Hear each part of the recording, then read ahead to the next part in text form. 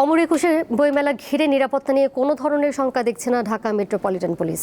একথা জানিয়ে ডিএমপির অতিরিক্ত পুলিশ কমিশনার বলেন, তারপরও বাহিনী প্রস্তুত রয়েছে। মেলা চলাকালে ঢাকা বিশ্ববিদ্যালয় এলাকায় কোনো ভারী যানবাহন চলবে না বলেও জানান তিনি।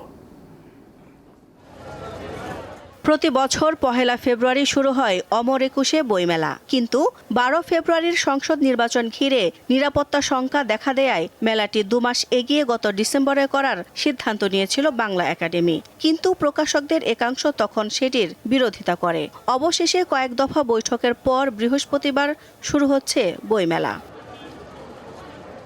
মেলায় স্টল নির্মাণের কাজ এখনো চলছে। হাতে গোনা কয়েকটি সম্পন্ন হলেও এখনো সিংহভাগই বাকি। রোজার মাসে মেলা ওই হবে না, কিছু কিছু লোকে এরম করছিল, তখন আমরা আয়া কাজ ধরছি।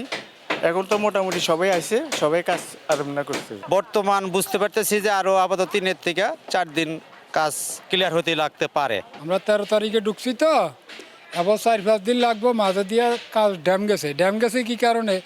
এদের এলোমেলোর কারণে মাঠে দোকানদার আসেনি। নিরাপত্তার বিষয়টি দেখতে বুধবার সকালে মেলা প্রাঙ্গণ পরিদর্শন করেন ডিএমপির অতিরিক্ত পুলিশ কমিশনার মোহাম্মদ সরোয়ার।